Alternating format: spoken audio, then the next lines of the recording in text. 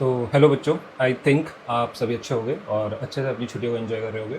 तो जैसे कि आप मेरे पीछे स्क्रीन देख पा रहे होंगे, तो आज हम बेसिकली केमिस्ट्री का फर्स्ट चैप्टर शुरू करने वाले हैं क्लास 10 से, जिसका नाम है केमिकल रिएक्शन एंड इक्वेशन। तो ये आपकी फर्स्ट क्लास रहेगी जो 100% फ्री रहेगी, किसी भी तरीके का कोई चार्ज नहीं रहेगा। तो हम क्लास को शुरू करते हैं। तो बेटा, केमिस्ट्री का फर्स्ट चैप्टर पढ़ने से पहले हमें क्लास 9 से कुछ टॉपिक्स के बारे में पता होना चाहिए, जो कि सबसे पहला टॉपिक हमारा रहेगा मैटर। तो जैसे कि आपने क्लास 9 में फर्स्ट चैप्टर में ही पढ़ा है मैटर के बारे में। मैटर क्या होता है? Matter is anything that has mass and occupy space.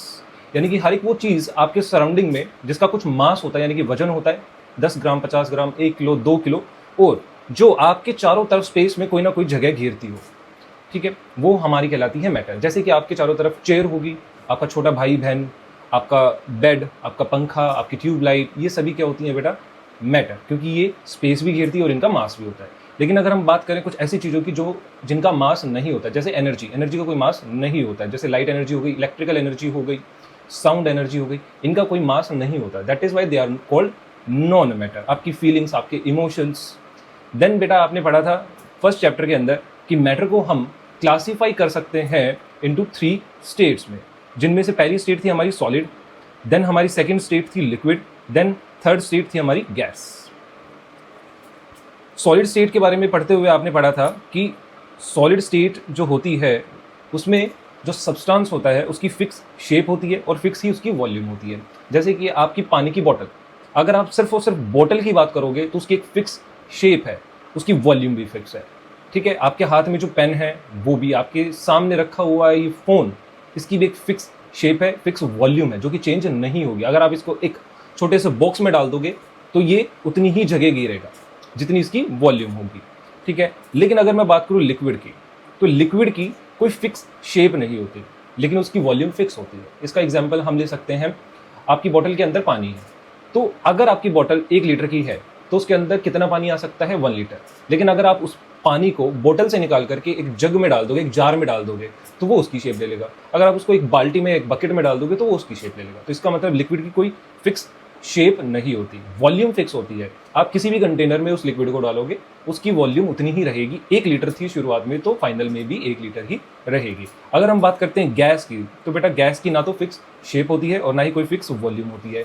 इसका भी सबसे अच्छा कॉमन एग्जाम्पल आप ले सकते हो, जब आप बैलून को फुलाते हो, तो आप फॉर एग्जाम्पल आपने बैलून को फुलाया, उसका साइज हो गया इतना बड़ा, देन आपने उसको टाई कर दिया।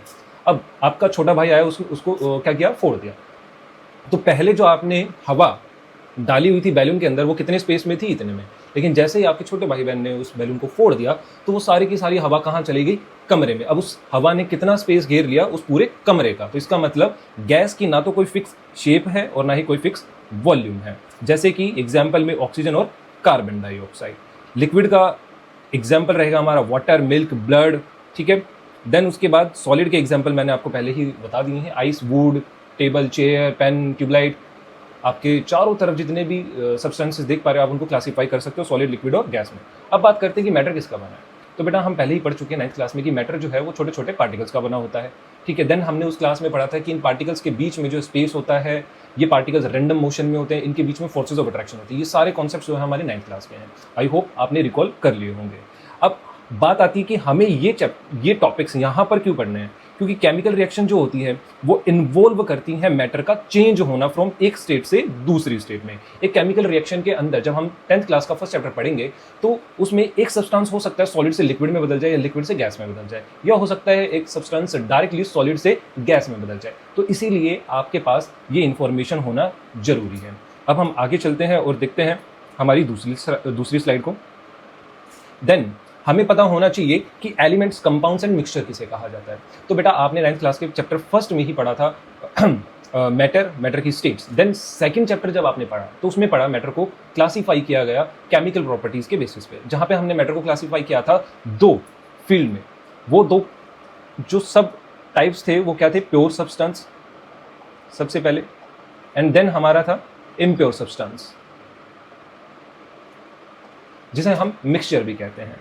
प्योर सब्सटेंस को हम फर्दर से क्लासीफाई कर सकते हैं एलिमेंट्स एंड कंपाउंड्स में। अब बात आती है पहले सबसे कि प्योर सब्सटेंस कहाँ किया जाता है। तो बेसिकली बेटा प्योर सब्सटेंसेस हमारे वो सब्सटेंसेस होते हैं जो कि सिंगल टाइप ऑफ पार्टिकल से बने होते हैं, और ये पार्टिकल्स हो सकते हैं एटम्स हो, मॉलिक्यूल्स हो या आयंस हो। अगर हम बात करते हैं कंपाउंड्स की अगर हम बात करते हैं इम्प्योर सब्सटेंस की, तो इम्प्योर सब्सटेंस बेसिकली हमारा वो सब्सटेंस होता है जो कि दो या दो से ज़्यादा प्योर सब्सटेंसेस के जस्ट मिक्स करने से बनता है। अब बात आती है हमारी फर्दर से क्लासिफिकेशन की, तो प्योर सब्सटेंस जो है वो क्लासीफाई हो जाता है एलिमेंट्स एंड कंपाउंड्स में। तो अगर हम बात करें एलिमेंट्स की सबसे पहले, तो एलिमेंट्स किसे कहा जाता है, डेफिनेशन पढ़ लेते हैं। एलिमेंट्स बेसिकली हमारे वो प्योर सब्सटेंस होते हैं जो कि सिर्फ और सिर्फ एक सिंगल टाइप ऑफ पार्टिकल से मिलकर के बने होते हैं, और उन सिंगल टाइप ऑफ पार्टिकल्स को कहा जाता है एटम्स। इसका एग्जाम्पल पढ़ लेते हैं, आयरन और ऑक्सीजन। साथ ही साथ हम और एग्जाम्पल लिख सकते हैं, गोल्ड, सिल्वर। ठीक है, आपने देखा होगा सोने का एक छोटा सा पार्टिकल, आपकी मम्मी के पास ज्वेलरी होगी, आप उसको ध्यान से देखोगे, या आपके घर में आयरन का एक पीस तो होगा ही, या आयरन का गेट हो सकता है। ठीक है, जब आप उस आयरन के गेट को देखोगे तो वो आयरन का गेट पूरा का पूरा किससे बना है, स्मॉल स्मॉल पार्टिकल से। कौन से पार्टिकल से, आयरन के एटम से। ठीक है, बहुत लाखों करोड़ों आयरन के एटम्स एक साथ जुड़ते हैं जब जाकर के हमें एक छोटा सा टुकड़ा आयरन का देखने को मिलता है। तो एलिमेंट्स क्या हो गए बेटा, एलिमेंट्स बेसिकली प्योर सब्सटेंस होता है जो कि सिंगल टाइप ऑफ पार्टिकल से बना होता है, जिनको हम एटम्स कहते हैं। अब आते हैं बात कंपाउंड पे। कंपाउंड क्या होते हैं, कंपाउंड भी हमारे प्योर सब्सटेंस होते हैं बेटा, जो कि दो या दो से ज्यादा एलिमेंट्स के, जो कि दो या दो से ज्यादा एलिमेंट्स के एटम्स के आपस में कंबाइन होने की वजह से बनते हैं। और जो ये एलिमेंट्स कंबाइनिंग एलिमेंट्स होंगे ये हमेशा डिफरेंट होंगे। उनका हम एक एग्जाम्पल देख लेते हैं। सबसे पहला एग्जाम्पल है हमारा वाटर, कॉमन एग्जाम्पल है। यहाँ पर आप क्लियरली देख पा रहे हो कि पानी का अगर मैं फॉर्मूला आपको बताऊं क्या होता है, H2O। ठीक है, यहाँ पर पहला एलिमेंट जो है वो हाइड्रोजन है और दूसरा एलिमेंट जो है वो ऑक्सीजन है, यानी कि हाइड्रोजन और ऑक्सीजन कंबाइन होकर के क्या बनाते हैं, वाटर, जो कि एक कंपाउंड है। और आप एक चीज और नोटिस कर पाओगे यहाँ पर कि जो पानी है वो हमेशा, आप कहीं से भी इसका सैंपल लोगे तो पानी के फॉर्मूले में या एक मॉलिक्यूल में हमें हमेशा हाइड्रोजन के दो एटम्स देखने को मिलेंगे और ऑक्सीजन का एक एटम देखने को मिलेगा। ऐसे ही दूसरा कंपाउंड है हमारे पास NaCl, जिसको हम कॉमन भाषा में नमक भी कहते हैं, सोडियम क्लोराइड। ठीक है, ये किसका बना होता है, सोडियम और क्लोरीन आयंस का। तो ये हमारे प्योर सब्सटेंसेस थे, एलिमेंट्स एंड कंपाउंड। कंपाउंड में दो या दो से ज्यादा एलिमेंट्स के एटम्स आपस में जुड़े होते हैं, जो कि एक फिक्स्ड रेशियो में केमिकली एक दूसरे के साथ जुड़े होते हैं। यहाँ पर सबसे मेन नोटिस करने वाली बात है कि यहाँ पर जो दो या दो से अलग अलग एलिमेंट्स के एटम है वो केमिकली एक दूसरे के साथ जुड़े हुए हैं। ठीक है, जस्ट मिक्स नहीं हुए।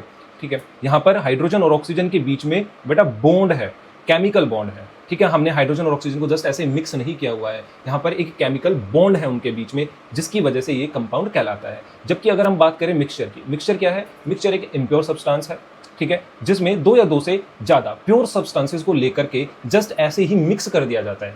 उन दो या दो से ज्यादा प्योर सब्सटेंसेस के बीच में कोई भी केमिकल बॉन्ड नहीं होता है। कॉमन एग्जांपल की अगर हम बात कर ले बेटा, सबसे कॉमन एग्जांपल है एयर। एयर जो है एक मिक्सचर होता है डिफरेंट डिफरेंट गैसेस का।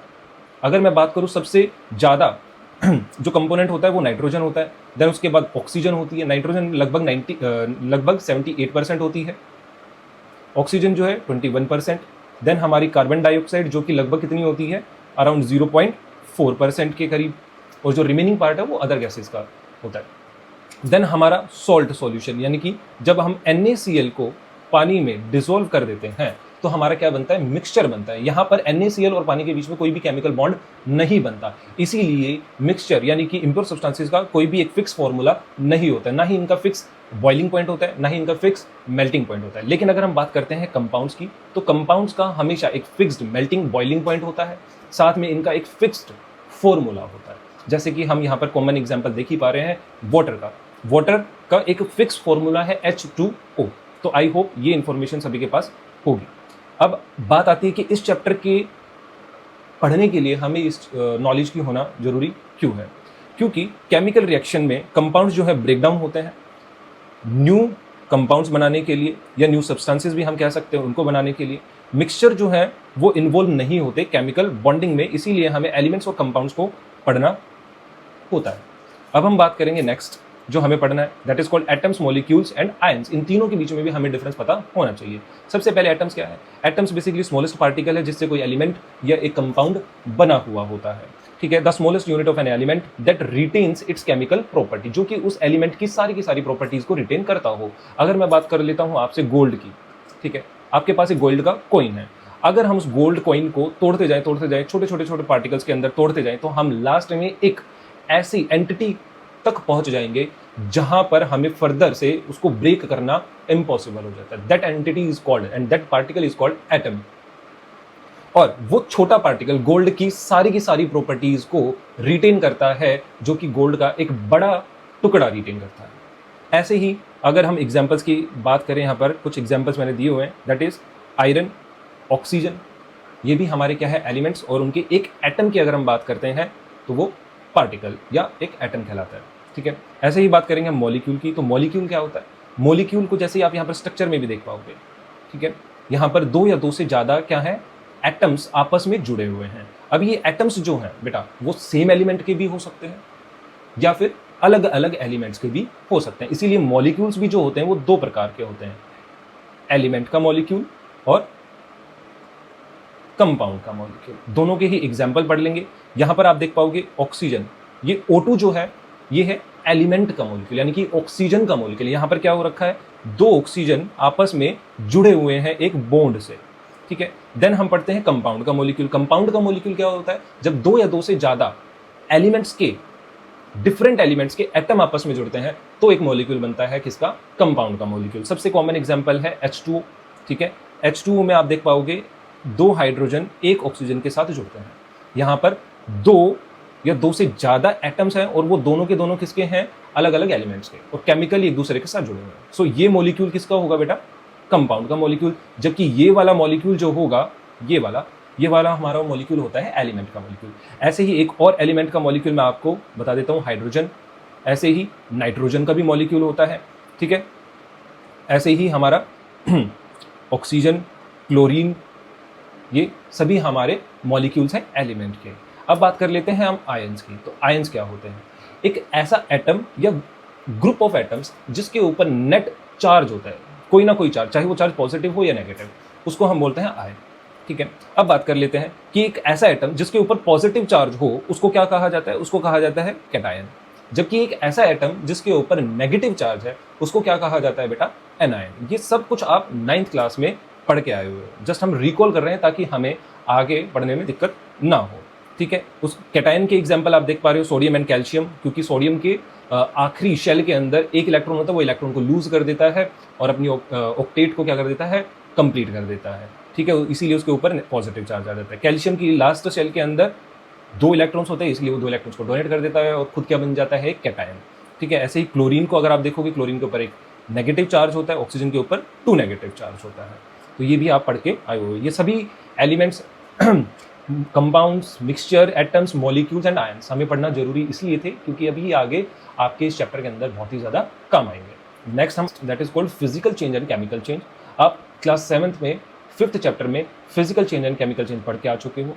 थोड़ा सा एक बार वापस से रिकॉल कर लेते हैं। फिजिकल चेंजेस ऐसे चेंजेस होते हैं जिनके अंदर कोई भी न्यू सब्सटेंस नहीं बनता, जबकि केमिकल चेंजेस ऐसे चेंजेस होते हैं जिनके अंदर new substance with new properties बनता है, ठीक है। फिजिकल चेंजेस जो होते हैं वो यूजुअली रिवर्सेबल होते हैं, जबकि अगर हम केमिकल चेंजेस की बात करें वो यूजुअली रिवर्सेबल नहीं होते, यानी कि हम उनको उलट नहीं कर सकते हैं।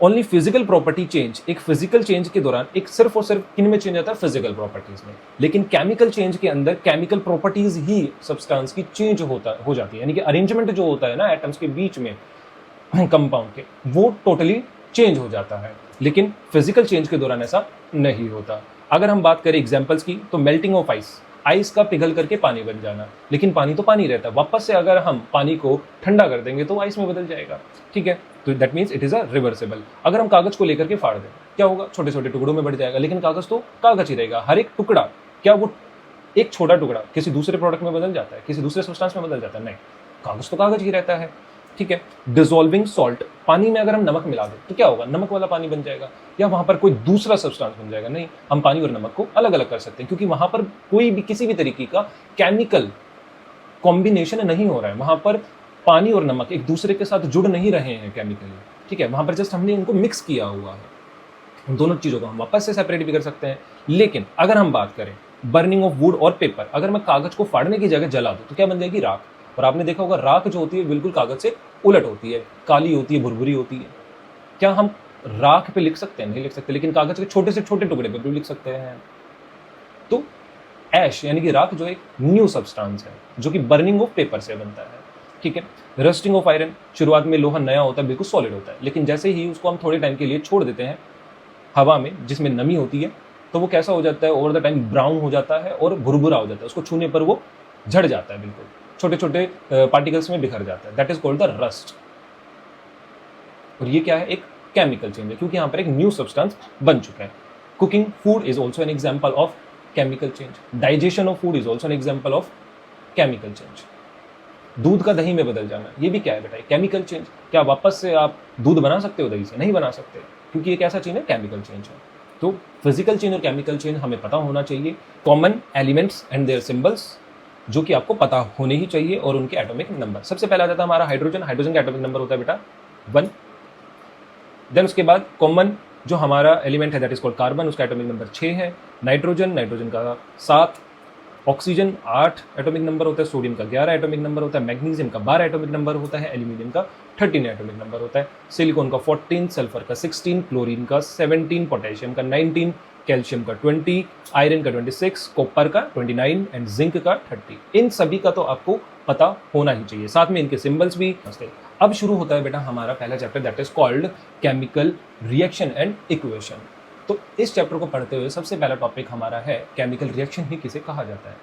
अगर मैं बात करूं केमिकल रिएक्शन की, तो केमिकल रिएक्शन को केमिकल चेंज भी कहा जाता है, और केमिकल चेंज के बारे में हम ऊपर पढ़ चुके हैं। तो केमिकल चेंज क्या होता है बेटा, एक ऐसा प्रोसेस जिसके अंदर एक नया सब्सटेंस जो होता है वो बनता है। ये सबसे सिंपल भाषा है या एक सिंपल डेफिनेशन है। अब वापस से हम आ जाते हैं हमारी स्लाइड की तरफ, ठीक है, और वहां पर पढ़ लेते हैं कि डेफिनेशन है, a process in which one और मोर substances which are called reactants are converted in one or more new substances with different chemical properties and composition। composition का मतलब होता है बेसिकली बेटा arrangement of atoms, ठीक है। तो एक ऐसा प्रोसेस जिसमें एक या एक से ज्यादा रिएक्टेंट्स यानी कि वो मैटर या सब्सटेंस जो कि हमारे पास शुरुआत में होता है वो कन्वर्ट हो जाता है दो से एक या एक से ज्यादा न्यू सब्सटेंसेस में with different chemical properties is called a chemical reaction, ठीक है। एक एग्जांपल की बात कर लेते हैं। मिल्क सबसे कॉमन एग्जांपल जो कि हमारी एवरीडे लाइफ में हमें देखने को मिलते हैं। सबसे पहला एग्जांपल है मिल्क टू कर्ड। आपकी मम्मी क्या करती है, रात को दूध गर्म करती है, उसके अंदर थोड़ा सा एक फ्रेशली प्रिपेयर्ड कर्ड जो है एक चम्मच में डाल देती है। देन सुबह जब आप देखते हो तो वो पूरा का पूरा दूध जो होता है दही में कन्वर्ट हो चुका होता है। बेसिकली क्या होता है बेटा, दूध के अंदर एक केमिकल रिएक्शन होती है जिसके कारण पूरा का पूरा दूध जो है कर्ड में बदल चुका होता है। अब वापस से कर्ड से क्या दूध बनाया जा सकता है? बिल्कुल भी नहीं बनाया जा सकता, क्योंकि ये केमिकल चेंज है। जबकि अगर हम बात करें नेक्स्ट एग्जाम्पल की, मिल्क टू पनीर, मिल्क के अंदर अगर हम थोड़ा सा नींबू डाल देते हैं तो वो उसके अंदर क्या ऐसे कुछ चेंजेस आते हैं, केमिकल चेंजेस आते हैं, जिसकी वजह से वो धीरे धीरे कोएगुलेट होता चला जाता है एंड देन स्लोली कन्वर्ट हो जाता है किसमें, पनीर में। तो ये भी क्या है, केमिकल चेंज। यहाँ पर आप देखोगे पनीर की जो प्रॉपर्टीज है वो टोटली डिफरेंट है, वो एक सॉलिड सब्सटेंस होता है, जबकि मिल्क जो होता है एक लिक्विड सब्सटेंस है। यहाँ पर हमें बेसिकली स्टेट का चेंज भी होता हुआ दिखाई दे रहा है, ठीक है। देन अब हम आ जाते हैं हमारे कुछ केमिकल टर्म्स पे। तो पहला एग्जाम्पल जो हमारा रहेगा दैट इज कॉल्ड हाइड्रोजन और ऑक्सीजन को जब हम मिला देते हैं तो क्या बनता है, हमारा वाटर बनता है, ठीक है। अब अगर आप हाइड्रोजन को देखोगे तो ये एक कंबस्टेबल गैस है, ऑक्सीजन को देखोगे तो एक ऐसी गैस है जो कि हमें जिंदा रहने के लिए चाहिए। जबकि वाटर को अगर हम देखते हैं तो उसकी प्रॉपर्टीज टोटली डिफरेंट है, वो एक लिक्विड फॉर्म में है, ये दोनों जबकि क्या थी, गैस फॉर्म में थी, ठीक है। ये लिक्विड फॉर्म में, और ये हम ड्रिंक करते हैं, जबकि गैस को हम ड्रिंक नहीं करते हैं, हम इनहेल करते हैं। तो यहाँ पर आप देख पा रहे हो कि केमिकल रिएक्शन की वजह से क्या होता है, एक न्यू सब्सटेंस बनता है, और जो न्यू सब्सटेंस बनता है उसकी प्रॉपर्टीज जो होती हैं प्राइमरी यानी कि रिएक्टेंट से बिल्कुल ही अलग होती हैं। एक और एग्जांपल देख लेते हैं। कार्बन को जब ऑक्सीजन के साथ मिलाया जाता है, अब कार्बन को ऑक्सीजन के साथ कैसे मिलाया जाए, कोयला देखा आपने, वो बेसिकली क्या होता है, कार्बन का ही फॉर्म होता है। जब कोयले को जलाया जाता है तो क्या प्रोड्यूस होता है बेटा, जलाना मतलब उसको गर्म करना। गर्म करने से क्या होगा, वो ऑक्सीजन के साथ रिएक्ट करना शुरू कर देता है। जैसे ही वो ऑक्सीजन के साथ रिएक्ट करेगा, रिएक्ट करने का मतलब वो जुड़ता है, जुड़ेगा तो क्या बनाएगा, कार्बन डाइऑक्साइड। और कार्बन डाइऑक्साइड क्या है बेटा, एक प्रॉपरली न्यू सब्सटेंस जो कि हम इंसान छोड़ते हैं सांस लेते वक्त बाहर, है ना। ये हमारे लिए क्या है, एक वेस्ट प्रोडक्ट, जबकि ये प्लांट्स के लिए क्या है, एक यूजफुल प्रोडक्ट जो कि उनको फोटोसिंथेसिस के दौरान अपना फूड बनाने के लिए चाहिए होता है। तो आप देख पाओ कि कार्बन जो है उसकी प्रॉपर्टीज टोटली डिफरेंट होती है, ऑक्सीजन गैस की प्रॉपर्टी टोटली डिफरेंट होती है, लेकिन कार्बन डाइऑक्साइड की प्रॉपर्टीज होती है वो टोटली डिफरेंट होती है। तो यहाँ पर एक नया सब्सटेंस बन रहा है। तो इसका मतलब केमिकल चेंज की वजह से या केमिकल रिएक्शन की वजह से हमेशा क्या बनता है, एक न्यू सब्सटेंस जिसकी प्रॉपर्टीज टोटली डिफरेंट होती हैं शुरुआती सब्सटेंसेस से। एक और एग्जांपल ले लेते हैं, ठीक है। यहाँ पर आपको कुछ चीज़ें दिखाई दे रही हैं, ठीक है, जैसे कि यहाँ पे रखा हुआ है egg, butter, sugar and flower, जिनको मिक्स करने से क्या बना, प्रोडक्ट। ये थे रिएक्टेंट, तो प्रोडक्ट क्या बना, केक। सो केक से क्या हम वापस ये सारी चीज़ें बना सकते हैं? नहीं बना सकते। केक क्या है, एक न्यू प्रोडक्ट जो कि केमिकल रिएक्शन होने की वजह से बना, ठीक है। अब बात कर लेते हैं हम रिएक्टेंट और प्रोडक्ट किन्हें कहा जाता है।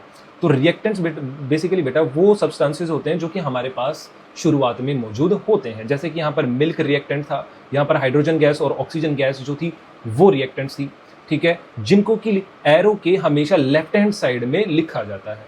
प्रोडक्ट्स वो सब्सटेंसेस होते हैं, प्रोडक्ट्स वो सब्सटेंसेस होते हैं जो कि एक रिएक्शन होने के बाद बनता है, जो कि केमिकल चेंज होने की वजह से न्यू सब्सटेंस बनता है, दैट इज कॉल्ड प्रोडक्ट। यानी कि हाइड्रोजन और ऑक्सीजन गैस को मिलाने से क्या बनता है, वाटर। वाटर क्या है, एक न्यू सब्सटेंस है, that is why it is called a product. Product क्या होता है, जो कि बनाया जाता है। रिएक्टेंट क्या होते हैं, जो आपस में रिएक्ट करते हैं, ऐसे सब्सटेंस जो आपस में रिएक्ट करते हैं और एक न्यू सब्सटेंस बनाते हैं। तो जो न्यू सब्सटेंस बनता है दैट इज कॉल्ड प्रोडक्ट। अब बात कर लेते हैं हम इस एरो को क्यों दर्शाते हैं। ये एरो बता रहा होता है कि रिएक्शन हो रही है, किन के बीच हो रही है और किस दिशा में हो रही है और कौन सा प्रोडक्ट बन रहा है। जहां पर इस एरो का ये तीर ऐसे होगा, जिस दिशा में ये एरो पॉइंट कर रहा होगा वो प्रोडक्ट होगा, ठीक है। जहां पर इसकी टेल होगी यानी कि वहां पर रिएक्टेंट होंगे। यानी कि एरो से लेफ्ट हैंड साइड में हम हमेशा रिएक्टेंट को रखते हैं और एरो के राइट हैंड साइड में हम हमेशा प्रोडक्ट्स को लिखते हैं, ठीक है। अब यहां पर एक एग्जाम फोकस क्वेश्चन है, why is burning paper a chemical reaction but tearing paper is not. जब हम कागज को, क्योंकि बेटा जब हम कागज को फाड़ते हैं तो कागज के छोटे छोटे टुकड़े भी कागज ही होते हैं, वहां पर कोई प्रोडक्ट नया नहीं बनता, सेम ही रहता है, कागज कागज ही रहता है। लेकिन जब हम कागज को जला देते हैं तो हमारे पास एक न्यू प्रोडक्ट बनता है, दैट इज कॉल्ड ऐश, यानी कि राख, जो कि एक न्यू प्रोडक्ट होता है जिसकी प्रॉपर्टीज टोटली डिफरेंट होती है कागज से, ठीक है। देन अब क्वेश्चन आता है बेटा सबसे बड़ा हमारा, कि एक रिएक्शन, केमिकल रिएक्शन या एक केमिकल चेंज के दौरान ऐसा क्या हो जाता है कि जो न्यू सब्सटेंस बन जाता है। तो चलो उसका आंसर फाइंड आउट करने की कोशिश करते हैं। So what happens during a chemical reaction. So basically chemical reaction के दौरान बेटा कोई भी एलिमेंट का एटम दूसरे एलिमेंट के एटम में नहीं बदलता। जैसे कि अगर मैं एग्जांपल की बात करूं, अगर हम ऑक्सीजन और हाइड्रोजन को कंबाइन करा रहे हैं तो इसका मतलब ये नहीं है कि हाइड्रोजन के एटम्स ऑक्सीजन में बदल जाएंगे या ऑक्सीजन के एटम्स हाइड्रोजन में बदल जाएंगे, नहीं।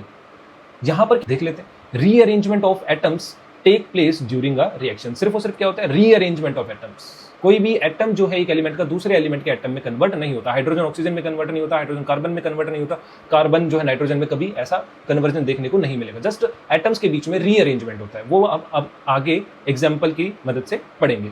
ओल्ड बॉन्ड्स जो होते हैं between the atoms of reactant वो टूट जाते हैं, रीअरेंजमेंट होता है फिर एटम्स का, ठीक है, और न्यू बॉन्ड्स जो होते हैं उनके बीच में बन जाते हैं और जिनसे प्रोडक्ट बनता है। अब बात कहोगे सर समझ में नहीं आया, तो समझने के लिए हम एग्जाम्पल को देखते हैं। हमारे पास क्या है, शुरुआत में हाइड्रोजन गैस और ऑक्सीजन गैस, हमने इन दोनों को जोड़ा तो क्या होगा बेटा, जो हाइड्रोजन के बीच में यहाँ पर ये बॉन्ड देख पा रहे हो हाइड्रोजन गैस के बीच में, ये टूट जाएगा। यहाँ से ऑक्सीजन गैस यानी कि ऑक्सीजन के मॉलिक्यूल के बीच में से बॉन्ड टूट जाएगा और ये दो हाइड्रोजन जा करके कहाँ जुड़ जाएंगे, इस एक ऑक्सीजन के साथ, और क्या बन जाएगा, वाटर। तो बेसिकली आप क्या देख पा रहे हो, यहाँ पर रीअरेंजमेंट हुआ है किनका, एटम्स का। यहाँ से एक ऑक्सीजन और ऑक्सीजन के बीच में बॉन्ड टूटा, एक ऑक्सीजन यहाँ से फ्री हुआ, यहाँ से दोनों हाइड्रोजन फ्री हुए और उस ऑक्सीजन के साथ जाकर के जुड़ गए। कोई भी हाइड्रोजन ऑक्सीजन के साथ कोई भी हाइड्रोजन ऑक्सीजन में कन्वर्ट नहीं हुआ और कोई भी ऑक्सीजन हाइड्रोजन में कन्वर्ट नहीं हुआ, जस्ट रीअरेंज हुए हैं एटम्स, जिनके कारण एक न्यू प्रोडक्ट बना है। तो एक केमिकल रिएक्शन के दौरान क्या होता है, रीअरेंजमेंट ऑफ एटम्स। अगर आपसे पेपर में पूछा जाता है what happens during a chemical reaction, so आप सिंपल भाषा में लिख सकते हो, rearrangement of atom take place during a chemical reaction. No atom of an element change into an another element, ठीक है। एक और एग्जांपल देख लेते हैं, सोडियम हाइड्रोक्साइड NaOH, जिसका फॉर्मूला होता है वो हाइड्रोक्लोरिक एसिड, जिसका फॉर्मूला होता है HCl। अगर जब हम दोनों को मिलाते हैं, ये हमारी बेसिकली न्यूट्रलाइजेशन रिएक्शन है जो कि आपने 7th क्लास में पढ़ी हुई है, एसिड बेसिस एंड सॉल्ट्स में, ठीक है। तो हम सभी को पता है जब हम एक बेस और एक एसिड को मिलाते हैं तो हमारा सॉल्ट बनता है और साथ में पानी बनता है। तो इन दोनों को मिलाने से क्या बनता है NaClNH2O। अब बेसिकली हो क्या रहा है यहाँ पर, Na और OH के बीच में जो बॉन्ड था वो ब्रेक हो जाता है, यहाँ से H यानी कि हाइड्रोजन और क्लोरीन के बीच में जो बॉन्ड था वो ब्रेक हो जाता है और रीअरेंजमेंट ऑफ एटम्स होता है। रीअरेंजमेंट कैसे, जो Na है वो जाकर के Cl के साथ जुड़ जाता है और जो OH है वो हाइड्रोजन के साथ जाकर के जुड़ जाता है, यानी कि हाइड्रोक्साइड आयन हाइड्रोजन के साथ जुड़ जाएगा और सोडियम जो है वो क्लोरीन के साथ जुड़ जाता है। इसके कारण क्या हुआ, हमारा एक न्यू कंपाउंड बना NaCl यानी कि सोडियम क्लोराइड, और साथ में एक और कंपाउंड बना दैट इज कॉल्ड वाटर। तो आपने देखा कोई भी एटम जो है वो दूसरे एटम में नहीं बदल रहा, यहाँ पर जस्ट एटम्स के बीच में रीअरेंजमेंट हो रहा है, रीशफलिंग हो रही है एटम्स की एक दूसरे के साथ, ठीक है, जिसके कारण एक न्यू सब्सटेंस बनता है। एंड दैट प्रोसेस, जो ये प्रोसेस होता है that is called a chemical reaction. I hope chemical reaction आपको समझ में आ गई होगी और उसके पीछे का कारण भी। अब हम जानने की कोशिश करेंगे कि हमें पता कैसे चलेगा कि केमिकल रिएक्शन हुई है। तो पहला जो हमारा साइन होगा that is change in state. और बेटा इन साइंस को आइडेंटिफाइंग अ रिएक्शन, इनको कैरेक्टरिस्टिक्स ऑफ अ रिएक्शन भी बोला जाता है या properties of a chemical reaction, ठीक है।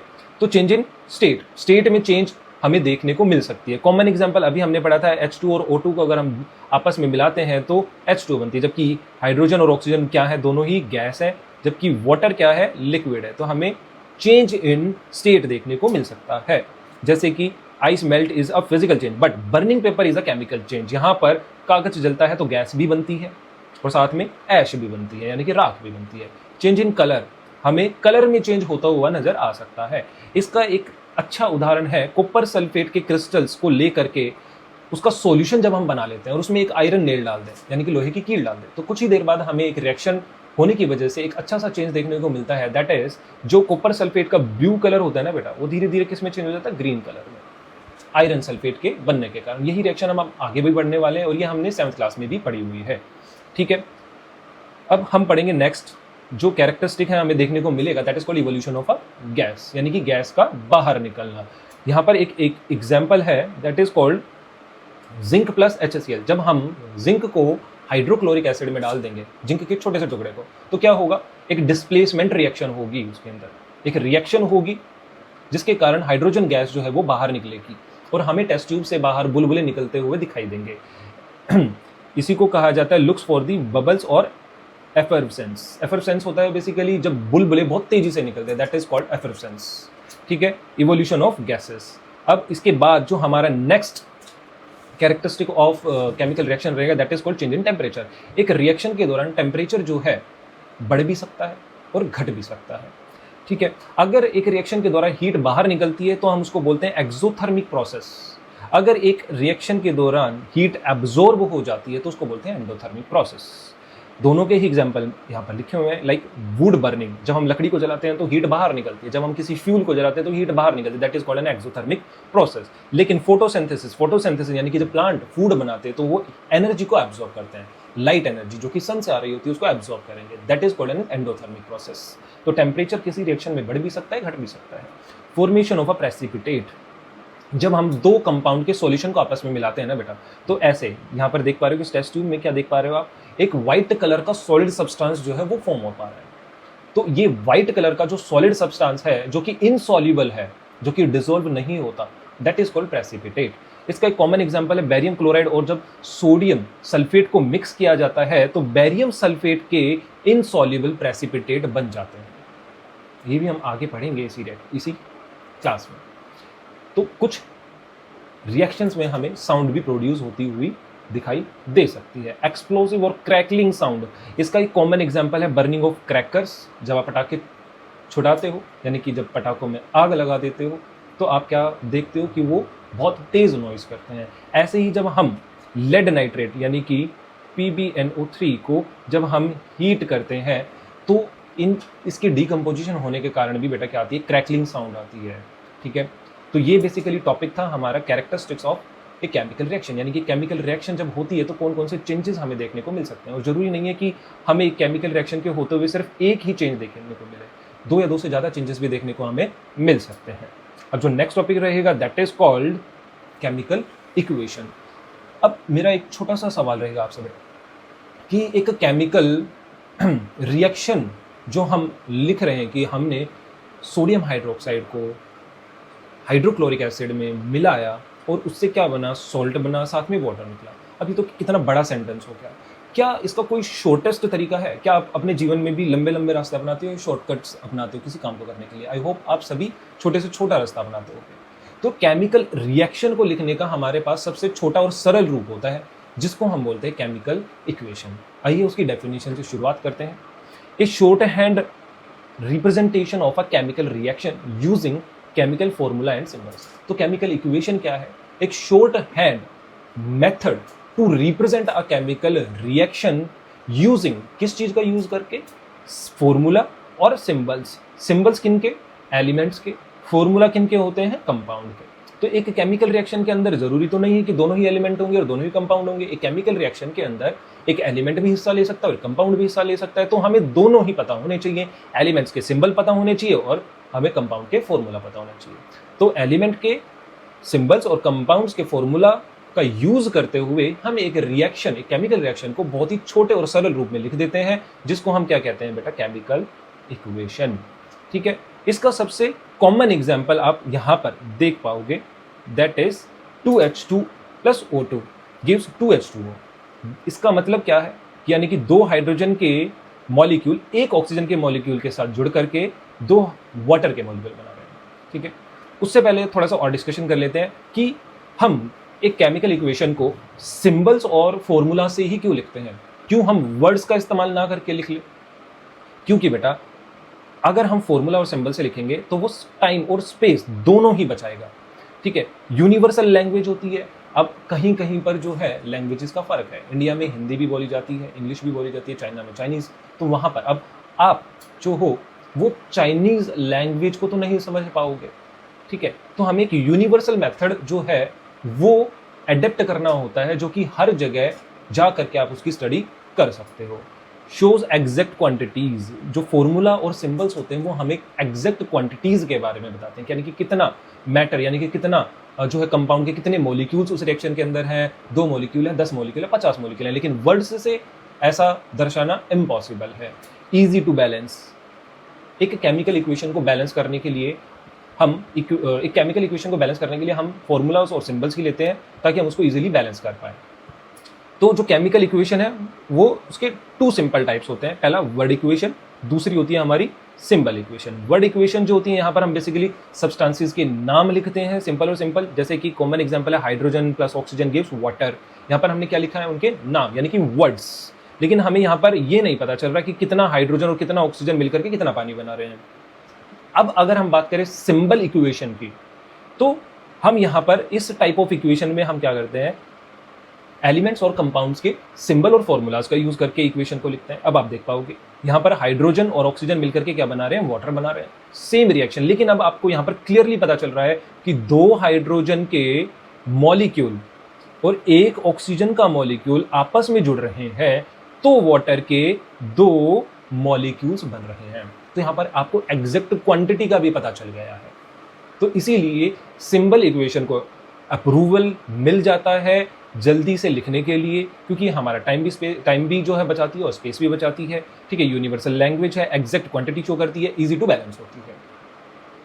Why symbol equation better? Exam question आपसे पूछा जा सकता है कि क्यों सिंबल इक्वेशन जो है वो बेटर होती है। इट शोज, अभी हमने डिस्कस किया, it shows the exact quantities. It reveals that 2 molecules of hydrogen react with 1 molecule of oxygen to produce 2 molecules of water, जो कि एक वर्ड इक्वेशन कभी भी नहीं कर सकती। वर्ड इक्वेशन ऐसा नहीं कर सकती है। वर्ड इक्वेशन से सिर्फ ये पता चल जाएगा कि कौन कौन से जो है सब्सटेंसेस आपस में रिएक्ट हो रहे हैं और कौन सा प्रोडक्ट बन रहा है, लेकिन कितने रिएक्टेंट्स जो है वो लेकिन ये नहीं पता चलेगा कि कितने रिएक्टेंट्स का जो है अमाउंट क्या है, जो रिएक्टेंट्स का है अमाउंट कितना है और जो प्रोडक्ट है उसका अमाउंट कितना है। देन अब जैसे कि हमें पता है एक केमिकल इक्वेशन को समझने के लिए, अंडरस्टैंड करने के लिए हमें कंपाउंड्स का फॉर्मूला और एलिमेंट्स के सिंबल पता होने चाहिए। तो एलिमेंट के सिंबल तो हम पहले डिस्कस कर चुके हैं और कुछ कंपाउंड्स के फॉर्मूले भी डिस्कस कर चुके हैं। तो अब हमें वापस से एक बार और केमिकल फॉर्मूलाज को थोड़ा सा एक अलग तरीके से पढ़ना होगा बेटा, जो कि आपको आगे एक इक्वेशन को बैलेंस करने में हेल्प करेगा। सो एक केमिकल फॉर्मूला सबसे पहले होता क्या है, हम पहले ही पता कर चुके हैं कि केमिकल फॉर्मूला क्या होता है? Symbolic representation of the different elements or atoms which are used to build a particular compound. एक कंपाउंड को बनाने वाले अलग अलग एलिमेंट्स के एटम्स की संख्या जो बताता है, that is called the chemical formula. अगर मैं बात करूं वाटर के फॉर्मूले की, जो कि H2O होता है, ये हमें क्या बताता है कि दो हाइड्रोजन एटम्स जो हैं एक ऑक्सीजन एटम के साथ जुड़े हुए हैं। कार्बन डाइऑक्साइड के फॉर्मूले की बात करूं तो एक कार्बन एटम जो है दो ऑक्सीजन के एटम के साथ जुड़ा हुआ है। एक H2SO4 की बात करूं तो दो हाइड्रोजन के एटम एक सल्फर के साथ जुड़े हैं और चार ऑक्सीजन एटम के साथ जुड़े हुए हैं। यहाँ पर कैल्शियम हाइड्रोक्साइड के फॉर्मूले की बात करूं तो एक कैल्शियम का एटम है, दो ऑक्सीजन के एटम है, दो हाइड्रोजन के एटम्स हैं, ठीक है। और जो सबस्क्रिप्ट है, ये जो 2 लिखा हुआ है इसको बोलते हैं बेटा सबस्क्रिप्ट, ये ब्रैकेट के बाहर है, ठीक है। तो ये दोनों के साथ मल्टीप्लाई है, ऑक्सीजन के भी साथ और हाइड्रोजन के साथ, सिर्फ कैल्शियम के साथ नहीं है।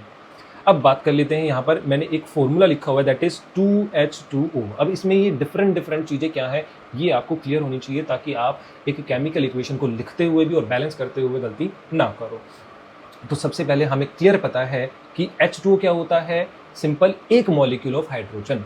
तो जो नीचे लिखा जाता है ना बेटा, ये वाला 2 और ये वाला 2, इसको बोलते हैं सबस्क्रिप्ट। ये दिखाता है कि एक कंपाउंड के एक मॉलिक्यूल के अंदर किसी एलिमेंट के एटम्स की संख्या कितनी है। जैसे कि अगर मैं बात करूं वाटर मॉलिक्यूल में हाइड्रोजन के नीचे 2 लिखा है, तो इसका मतलब क्या है, हाइड्रोजन के कितने एटम्स है, 2, जबकि ऑक्सीजन के नीचे कुछ नहीं लिखा है। हम चाहें तो यहाँ पर एक लिख सकते हैं, लेकिन एक को नहीं दर्शाते। तो इससे हमें क्या पता चलता है कि हाइड्रोजन के तो 2 एटम्स है, ऑक्सीजन के एक एटम है। लेकिन अब ये इससे आगे वाला 2 जो है, ये क्या है, इसको बोलते हैं बेटा कोफिशिएंट। इसका मतलब क्या होता है कि जो H2O मॉलिक्यूल्स है ना, वो कितने हैं, 2, ठीक है। अब आपको यहां से क्लियर हो जाएगा। इसका मतलब क्या है बेटा, इसका मतलब है सिंपल और सिंपल पानी का एक मॉलिक्यूल, वाटर का एक मॉलिक्यूल, जिसमें 2 हाइड्रोजन एक ऑक्सीजन के साथ जुड़े हैं, 2 हाइड्रोजन का एटम एक ऑक्सीजन का एटम। इसका मतलब, अब यहां पर 2 लिखा हुआ है, इसका मतलब क्या है कि 2 मॉलिक्यूल्स हैं वाटर के। तो ये क्या है, कोफिशिएंट। कोफिशिएंट क्या बताता है कि मॉलिक्यूल्स कितने हैं, मॉलिक्यूल्स का नंबर। जबकि सबस्क्रिप्ट क्या बताता है, जबकि ये वाला 2 क्या बताता है हमें, ये वाला 2 यानी कि सबस्क्रिप्ट हमें क्या बताता है, इस मॉलिक्यूल के अंदर हाइड्रोजन की संख्या कितनी है, जो कि 2 है। आई होप आपको समझ में आया होगा। वापस से चलते हैं। तो ये वाला 2 जो है, ये हमें बताता है कि मॉलिक्यूल्स की संख्या कितनी है, जो कि दोनों के साथ में ही मल्टीप्लाई। यहां पर आप देखोगे तो मॉलिक्यूल अगर 2 है तो हाइड्रोजन की संख्या कितनी होगी, 1 2 3 4, 4 हाइड्रोजन एटम हो गए। ऑक्सीजन की संख्या कितनी हो गई, 1 और 2, यानी कि 2 ऑक्सीजन के एटम्स हो गए। तो इस 2 से हमें क्या पता चला कि 2 मॉलिक्यूल्स हैं। नीचे वाले 2 से क्या पता चलता है कि उस एक मॉलिक्यूल के अंदर हाइड्रोजन की संख्या कितनी है, ठीक है। अब ऐसे ही अगर 3 लिखा हो तो 3 पानी के मॉलिक्यूल्स, 3 पानी के मॉलिक्यूल्स है तो कितने हाइड्रोजन हो जाएंगे, 3 दूनी 6 हाइड्रोजन एटम, 6, 3 एकम 3, यानी कि ऑक्सीजन एटम्स 3। ऐसे भी काउंट कर सकते हैं, लेकिन हर बार हम ऐसे काउंट नहीं करते, डायरेक्ट मल्टीप्लाई कर देते हैं। यहाँ पर 3 की 2 से, 3 की 1 से, क्योंकि अगर एक मॉलिक्यूल में 1 ऑक्सीजन है तो 3 मॉलिक्यूल में 3 होंगे, 4 मॉलिक्यूल में 4 ऑक्सीजन होंगे, 10 मॉलिक्यूल में 10 ऑक्सीजन होंगे। एक मॉलिक्यूल पानी में हाइड्रोजन अगर 2 हैं तो 3 मॉलिक्यूल पानी में कितने होंगे, 6 होंगे। सिंपल सा मैथमेटिक कैलकुलेशन है, जस्ट हमें इसको मल्टीप्लाई करना है। 10 होंगे तो 20 हो जाएंगे। ओके, एक और एग्जांपल ले लेते हैं, जो कि हमारा रहेगा कैल्शियम हाइड्रोक्साइड का। कैल्शियम हाइड्रोक्साइड का फॉर्मूला जो होता है CaOH का ट्वाइस। अब यहाँ पर सबस्क्रिप्ट है किसके बाहर, इस ये देखोगे आप यहाँ पर O और H के बाहर। तो इसका मतलब ये 2 जो है वो मल्टीप्लाई है O के साथ भी और H के साथ भी, लेकिन कैल्शियम के साथ मल्टीप्लाई नहीं है। तो इसका मतलब कैल्शियम का एक एटम है और OH यानी कि हाइड्रोक्साइड आयन कितने हैं, 2। कैल्शियम का एक एटम और हाइड्रोक्साइड के 2 मॉलिक्यूल। ऐसे ही अगर मैं 2 लगा देता हूँ, यहाँ पर 2 इंट्रोड्यूस कर देता हूँ एज अ कोफिशिएंट, तो अब इसका मतलब क्या हो गया, 2 मॉलिक्यूल्स किसके, कैल्शियम हाइड्रोक्साइड के। और कैल्शियम हाइड्रोक्साइड के 2 मॉलिक्यूल्स में कैल्शियम की मात्रा कितनी होगी, 2 एटम्स होंगे। सिंपल सी बात है, कैल्शियम के 2 एटम्स होंगे। लेकिन हाइड्रोक्साइड आयंस की मात्रा कितनी हो जाएगी बेटा, सिंपल सी बात है, 4 हो जाएगी। 1 में 2 थी तो 2 में 4 हो जाएगी। तो ये 2 जो है इन दोनों के ही साथ मल्टीप्लाई होता है, यानी कि ये 2 मॉलिक्यूल्स बता रहा है। अगर यहाँ पर 10 होता तो कैल्शियम हाइड्रोक्साइड के 10 मॉलिक्यूल, सिंपल। कैल्शियम कितने हो जाते, 10, हाइड्रोक्साइड आयन कितने हो जाते, 20। तो सिंपल कैलकुलेशन है, जो कि आई थिंक आपको समझ में आ गई होगी। अब एक केमिकल इक्वेशन का कॉमन एग्जांपल, उसको समझेंगे, ठीक है। हमारे पास एग्जांपल है H2 यानी कि हाइड्रोजन गैस, जब ऑक्सीजन गैस के साथ जुड़ती है तो हमारे को मिलता है पानी। अब जो तीर से बेटा यहाँ पे ये जो एरो है, इससे लेफ्ट हैंड साइड में ये जो दोनों लिखे हुए हैं दैट इज कॉल्ड रिएक्टेंट्स, अभी हमने ऊपर बात की है। और जो न्यू सब्सटेंस बनता है वो हमेशा एरो के राइट हैंड साइड में लिखा जाता है, that is new substance called products. जो ये प्लस का साइन है ये हमें बताता है कि कौन से रिएक्टेंट्स जो आपस में कंबाइन हो रहे हैं, यानी कि रिएक्टेंट जो आपस में जुड़ रहे हैं। जो ये तीर है ये डायरेक्शन के बारे में इंडिकेट करता है, किस डायरेक्शन में रिएक्शन हो रही है या क्या चीज जो है वो बन रही है। तो यहाँ पर क्या बन रहा है, वाटर बन रहा है। अब ये तो बात हो गई हमारी chemical equation, simple chemical equation, यानी कि H2 + O2 गिव्स H2O। अब इस रिएक्शन से भी आपको कुछ अंदाजा नहीं हो रहा है कि जो हाइड्रोजन है वो किस फॉर्म में है, ऑक्सीजन किस फॉर्म में है, और वाटर जो है न्यू नुकसान बना है ये किस फॉर्म में है।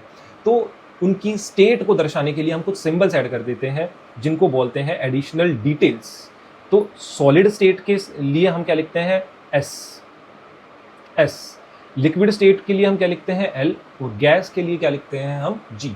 एक्वस यानी कि किसी सब्सटेंस को जब पानी में डिसॉल्व कर दिया जाता है तो उसका सॉल्यूशन बनाने के लिए तो उसके आगे हम क्या लिख देते हैं, AQ, यानी कि इस सब्सटेंस का हमने सॉल्यूशन लिया हुआ है किसके अंदर, पानी के अंदर कुछ। अब यहाँ पर सबसे पहले ये वाला एग्जांपल देखेंगे हम, कंप्लीट एग्जांपल है ये हमारा। तो यहाँ पर 2H2, यहाँ पर हमने अब की बात स्टेट को भी मेंशन कर दिया है कि जो हाइड्रोजन है वो किस फॉर्म में है, गैस की फॉर्म में। ऑक्सीजन जो है वो किस फॉर्म में है, गैस की फॉर्म में। और जो पानी बना है वो किस फॉर्म में है, हमारा लिक्विड फॉर्म में। अब क्या इनसे भी कुछ अदर इन्फॉर्मेशन हो सकती है जो हम एक केमिकल इक्वेशन को लिखते हुए दिखा सकते हैं? जी हाँ। तो यहाँ पर इससे ऊपर एडिशनल सिंबल्स, पहला सिंबल होगा बेटा एरो, अप साइड वाला एरो। दूसरा सिंबल होगा डाउन साइड वाला एरो। अप साइड वाला एरो जो होता है वो दिखाता है बेटा किसी गैस का बनना। जहां पर हमने एरो ऊपर की साइड दिखा दिया तो इसका मतलब वो सब्सटेंस जो है गैस बन करके निकल रहा है। अगर एरो डाउन साइड में है तो इसका मतलब वो सब्सटेंस जो है एक प्रेसिपिटेट फॉर्म में बन रहा है। यहाँ पर कुछ कॉमन एग्जांपल है, HCl यानी कि हाइड्रोक्लोरिक एसिड को जब बेटा जिंक के साथ मिलाया जाता है तो एक कंपाउंड बनता है जिंक क्लोराइड, यानी कि एक सॉल्यूशन बनता है जिंक का, क्योंकि हमने यहाँ पर HCl का सॉल्यूशन लिया था। देन हाइड्रोजन गैस जो है वो बाहर निकल रही है। तो यहाँ पर आप देख पा रहे हो जो एरो है वो ऊपर की तरफ है हाइड्रोजन के साथ, ठीक है। देन दूसरा हमारा रिएक्शन है सिल्वर नाइट्रेट और सोडियम क्लोराइड के साथ, यहाँ पर ये, ठीक है। यहाँ पर जो हमारा प्रोडक्ट बनता है सिल्वर क्लोराइड का सॉलिड, और नीचे की तरफ आप देख पा रहे होगे एरो है, दैट मीन्स जो है सिल्वर क्लोराइड का प्रेसिपिटेट बनता है, साथ में हमारा सोडियम नाइट्रेट का सॉल्यूशन। तो यहाँ से आपको क्या समझना है, सिंपल एरोज। अगर आपने कहीं पे अप साइड में एरो देखा तो इसका मतलब वो substance as a gas evolve हुआ है। अगर एरो किसी सब्सटेंस के साइड में नीचे की तरफ है दैट मीन्स वो एक प्रेसिपिटेट बना है। तो ये आपको समझना है। अब बात करते हैं क्या केमिकल रिएक्शन सिर्फ दो ही टाइप की थी, वर्ड इक्वेशन, केमिकल इक्वेशन जो थी सिर्फ क्या दो ही टाइप की थी, वर्ड इक्वेशन और हमारी सिंबल इक्वेशन नहीं। केमिकल इक्वेशन जो है बेटा और दो सब टाइप्स की होती हैं, दैट इज अनबैलेंस्ड इक्वेशन और बैलेंस्ड इक्वेशन। अब अनबैलेंस्ड और बैलेंस का मतलब क्या होता है, सिंपल सी बात है। अनबैलेंस्ड एक ऐसी इक्वेशन जिसके अंदर नंबर ऑफ एटम्स जो होते हैं लेफ्ट हैंड साइड यानी कि रिएक्टेंट साइड और प्रोडक्ट साइड में बैलेंस नहीं होते, इक्वल नहीं होते, उनको बोला जाता है unbalanced equation, also called as skeletal equation. जबकि अगर हम बात करें balanced equation, balanced chemical equation वो होती है बेटा जिनमें हमारे प्रोडक्ट साइड में और रिएक्टेंट साइड में दोनों ही साइड में जो नंबर ऑफ एटम्स होते हैं कंपाउंड्स और एलिमेंट के जो कि एक आपस में जुड़ रहे थे और जो बन रहा है वो हमेशा बराबर हो। आप इसको इस तरीके से समझ सकते हो। अनबैलेंस्ड इक्वेशन हम क्यों लिखते हैं, जल्दी चीज़ों को सॉल्व करने के लिए, लेकिन बैलेंस्ड इक्वेशन क्यों लिखते हैं, बैलेंस्ड इक्वेशन हमें एग्जैक्ट अमाउंट ऑफ सब्सटेंस के बारे में बताती है कि जो रिएक्ट हो रहे हैं और कितना प्रोडक्ट बन रहा है। तो हमेशा अगर हमें आपसे पेपर में पूछा जाता है तो कोशिश रहनी चाहिए आपकी कि आप बैलेंस्ड इक्वेशन ही लिखो। अब बैलेंसिंग कैसे की जाती है वो हम आगे सीखेंगे, पहले अनबैलेंस्ड और बैलेंस्ड इक्वेशन में डिफरेंस देख लेते हैं। तो बैलेंस्ड इक्वेशन, अनबैलेंस्ड इक्वेशन देखेंगे यहाँ पर जो हाइड्रोजन है और ऑक्सीजन मिल करके पानी बना रहे हैं। अब आप क्लियरली देख पा रहे हो यहाँ पर जो शुरुआती रिएक्टेंट है उनमें हाइड्रोजन के कितने एटम है, 2, ऑक्सीजन के कितने एटम है, 2, लेकिन जो प्रोडक्ट बन रहा है उसमें हाइड्रोजन के एटम्स कितने, 2। चलो हाइड्रोजन तो बैलेंस है, लेकिन अगर मैं देखूं ऑक्सीजन कितने हैं, सिर्फ और सिर्फ एक। तो एक ऑक्सीजन कहाँ चला गया? अभी हमने थोड़ी देर पहले ऊपर law of conservation of mass पढ़ा था जो कि क्या कहता है, किसी रिएक्शन के दौरान ना ही तो मैटर बन सकता है और ना ही मैटर डिस्ट्रॉय हो सकता है, लेकिन यहाँ पर तो मैटर यानी कि एक ऑक्सीजन का एटम डिस्ट्रॉय हो गया। कैसा होता है? नहीं, ये सिर्फ और सिर्फ एक रिएक्शन को लिखा गया है अनबैलेंस्ड तरीके से, जल्दी। और चीज़ों को जब हम नॉर्मली वे में सॉल्व करते हैं तो हम ऐसे ही केमिकल इक्वेशन लिखते हैं, उनको बैलेंस नहीं करते। लेकिन इसका सही मात्रा में जो इक्वेशन होगी वो क्या होगी, वो होती है बेटा ये, जब हाइड्रोजन के 2 मॉलिक्यूल्स ऑक्सीजन के 1 मॉलिक्यूल के साथ रिएक्ट करते हैं तो वाटर के 2 मॉलिक्यूल बनते हैं। अब यहाँ पर देख लेते हैं क्या रियलिटी में नंबर ऑफ एटम्स दोनों ही साइड में बैलेंस है या नहीं है। तो आप देखोगे लेफ्ट हैंड साइड यानी कि रिएक्टेंट्स के साइड में हाइड्रोजन के एटम्स कितने हैं, 2 और 2 4, यानी कि एक मॉलिक्यूल में 2 एटम थे तो 2 मॉलिक्यूल में कितने हो जाएंगे, सिंपल है 4 हो जाएंगे। एक मोलिक्यूल में ऑक्सीजन के कितने एटम हैं? 2। अब यहाँ पर देख लेते हैं हाइड्रोजन कितने हैं? 2 और 2 4। ऑक्सीजन कितने हैं? 2 एकम 2। तो इसका मतलब 2 ऑक्सीजन, हाँ सर बैलेंस है। यहाँ पर 4 हाइड्रोजन, यहाँ पर भी 4 हाइड्रोजन, यानी कि ये क्या है? एक बैलेंस्ड इक्वेशन है। ये law of conservation of mass को फॉलो करती है, ठीक है। और कभी भी कोई भी इक्वेशन इस लॉ को वायलेट नहीं कर सकती, क्योंकि बेटा अगर आपके पास, सोच करके देखो, शुरुआत के अंदर आपके पास 10 पार्टिकल्स थे, ठीक है, और 10 किसी दूसरे एलिमेंट के पार्टिकल्स थे, उनको आपने क्या किया? रीअरेंज कर दिया या शफल कर दिया। उनकी वजह से आपको क्या हुआ? एक नया प्रोडक्ट देखने को मिला। तो वो जो नया प्रोडक्ट बनेगा उसके अंदर मैक्सिमम नंबर ऑफ पार्टिकल्स कितने हो सकते हैं? 20, ठीक है। ना ही तो पार्टिकल्स 18 होंगे, ना ही 19 होंगे, टोटल पार्टिकल्स कितने होंगे? 20, ठीक है। तो ना ही तो पार्टिकल्स कभी क्रिएट हो सकते हैं, ना ही डिस्ट्रॉय हो सकते हैं। ऐसे ही केमिकल इक्वेशन के अंदर भी ना ही तो एटम्स जो हैं वो क्रिएट हो सकते हैं, डिस्ट्रॉय हो सकते हैं।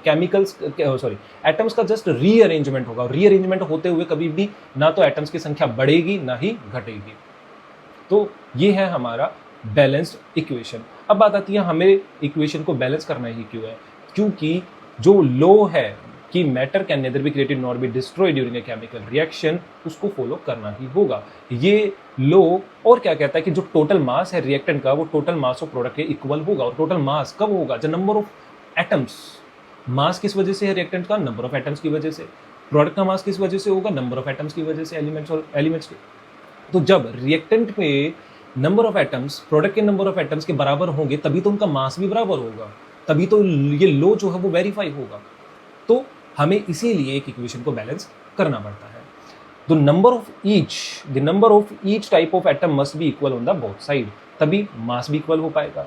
We only rearrange atoms, never create और डिस्ट्रॉय। हम क्या कर सकते हैं? रीअरेंज कर सकते हैं एटम्स को, या एक केमिकल रिएक्शन के अंदर सिर्फ एटम्स रीअरेंज हो सकते हैं, ना डिस्ट्रॉय हो सकते हैं ना ही बन सकते हैं। अब बात आती है कुछ इंपॉर्टेंट रूल्स होते हैं जो कि केमिकल इक्वेशन को बैलेंस करते हुए हमें ध्यान रखने पड़ते हैं। पहला rule, we can never change the subscript. Subscript अभी हमें पता है, हमने सबस्क्रिप्ट के बारे में पढ़ा था। जो ये नीचे वाला 2 है that is called the subscript. अगर ये चेंज कर दिया तो क्या होगा? हम एक दूसरा ही कंपाउंड क्रिएट कर देंगे। इसका सबसे अच्छा एग्जाम्पल बेटा यही है, दैट इज ये तो H2 है। अगर किसी बच्चे ने ये लिख दिया H2O2, अब ये क्या होगा? ये एक दूसरा ही कंपाउंड होता है, हाइड्रोजन परऑक्साइड, ठीक है। ये टोटली बेटा क्या है? एक दूसरा कंपाउंड। तो हमें कभी भी एक कंपाउंड के फॉर्मूले की सबस्क्रिप्ट चेंज नहीं करनी है। हम सिर्फ और सिर्फ क्या चेंज कर सकते हैं? कोफिशिएंट। कोफिशिएंट क्या डिसाइड करता है? Number of molecules. एक नंबर ऑफ मॉलिक्यूल है, 2 है, 4 है, 6 है, 10 है। लेकिन सबस्क्रिप्ट चेंज कर दी तो जो कंपाउंड ही है वो ही चेंज हो जाएगा। तो हमें कभी भी सबस्क्रिप्ट चेंज नहीं करनी है। Changing H2O to H2O2 create a totally different compound. Water becomes hydrogen peroxide. पानी क्या बन जाएगा? हाइड्रोजन परऑक्साइड, जो कि हमें कभी नहीं करना है एक केमिकल इक्वेशन को बैलेंस करते हुए। Only change coefficient. हम सिर्फ और सिर्फ क्या चेंज कर सकते हैं? कोफिशिएंट। कोफिशिएंट चेंज करने से क्या होगा? नंबर ऑफ एटम्स जो है वो घट और बढ़ जाएंगे, लेकिन पूरे के पूरे कंपाउंड के मॉलिक्यूल के ही। यहाँ पर एक मॉलिक्यूल है H2 का, तो उसको 2 मॉलिक्यूल बनाने के लिए हमने उसके आगे 2 से मल्टीप्लाई कर दिया। अगर 3 बनाने तो 3 से कर देंगे। तो यहाँ पर 2 मॉलिक्यूल्स हैं, ठीक है। देन यूज सिंपलेस्ट वोल नंबर्स। हमें हमेशा सिंपलेस्ट वोल नंबर्स ही यूज करने पड़ते हैं और करने चाहिए भी, एक केमिकल इक्वेशन को सिंपल रखने के लिए। अब कोई बच्चा कहेगा सर मैं तो 4H2 को यहाँ पर, अब कोई बच्चा कहेगा सर मैं तो 4H2 को रिएक्ट कराऊंगा 2 ऑक्सीजन के मॉलिक्यूल्स के साथ, तो क्या बनेगा बेटा? 4 पानी के मॉलिक्यूल्स बन जाएंगे, ठीक है। लेकिन अगर कोई बच्चा कह रहा है सर मैं तो 2H2 को 1 O2 के साथ रिएक्ट कराऊंगा, यानी कि 2 हाइड्रोजन के मॉलिक्यूल्स को 1 ऑक्सीजन के साथ रिएक्ट कराऊंगा, तो क्या बनेगा? 2H2O, यानी कि 2 मॉलिक्यूल्स किसके? पानी के। अब यहाँ पर अगर आप रेशो देखोगे तो 4:2 में हाइड्रोजन और ऑक्सीजन कंबाइन हो रहे हैं, जबकि यहाँ पर 2:1 में। लेकिन दोनों के अंदर फाइनल प्रोडक्ट क्या चेंज हो रहा है? नहीं, पानी तो पानी ही बन रहा है। तो हम सिंपल वॉल नंबर में लिखते हैं हमेशा, तो नीचे वाली रिएक्शन जो है वो ज़्यादा लिखी जाती है बजाय ऊपर वाले की। तो यहाँ पर हम 2 को कॉमन ले सकते हैं, तो 2 को कॉमन लेकर के ऊपर वाली रिएक्शंस में से हम काट देंगे। तो ये हमारा एक और रूल होता है। क्या होगा अब? जो exam focus, what happens if we don't balance an equation. अगर हम एक इक्वेशन को बैलेंस नहीं करते हैं तो law of conservation of mass जो है वो वायलेट हो जाता है, जिसका मतलब ये है कि रिएक्टेंट में जो नंबर ऑफ एटम्स थे वो अलग थे और प्रोडक्ट में नंबर ऑफ एटम्स जो है वो अलग है। फॉर एग्जाम्पल रिएक्टेंट में जो नंबर ऑफ एटम्स थे 4 थे और प्रोडक्ट में आपने 5 कर दिए, 6 कर दिए, 8 कर दिए, बट ऐसा पॉसिबल है ही नहीं। आप मैटर यानी कि एटम्स को ना तो क्रिएट कर सकते हो ना ही डिस्ट्रॉय कर सकते हो, आप सिर्फ उनके अरेंजमेंट को चेंज कर सकते हो। ठीक है, अब बात आती है step by step method to balance equation. तो ये टॉपिक जो है बेटा, to balance a chemical equation, कैसे किया जाता है केमिकल इक्वेशन को बैलेंस, वो हम नेक्स्ट क्लास में पढ़ेंगे। तो आज के लिए इतना ही। आई थिंक आपको ये क्लास